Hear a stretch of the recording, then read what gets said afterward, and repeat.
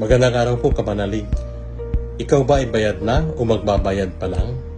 Ito po ay tungkol sa ating obligasyon sa ating templo at maging sa ating gobyerno. Ito po ay yung tax na dapat po nating bayaran bilang isang obligasyon. Sa ating pong ebanghelyo, ayon kay Matthew chapter 17 verse 24 to 27, si Jesus at ang kanyang disipulo ay hinanapan po ng kanilang obligasyon, ang temple tax. At ito po ay kanilang tinupad, nagbayad po sila sa isang anggulo ng mensahe.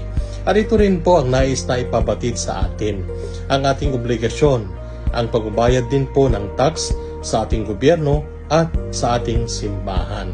Sa ating pong simbahan, mayroon po tayong tinatawag na tithing, o kaya ito po ay suporta para sa ating simbahan at saka sa ating gobyerno. Kaya paalala lang po mga kapatid, mga kapanalig, huwag po nating talikuran ang ating obligasyon na suportahan ang ating simbahan at ang ating gobyerno.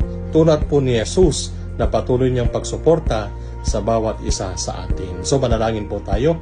Ama namin, kami dumadalangin sa iyo, nagpapasalamat sa lahat ng iyong binigay. Nawa, patuloy mo kaming gabayan upang aming tuparin ang aming mga tungkulin.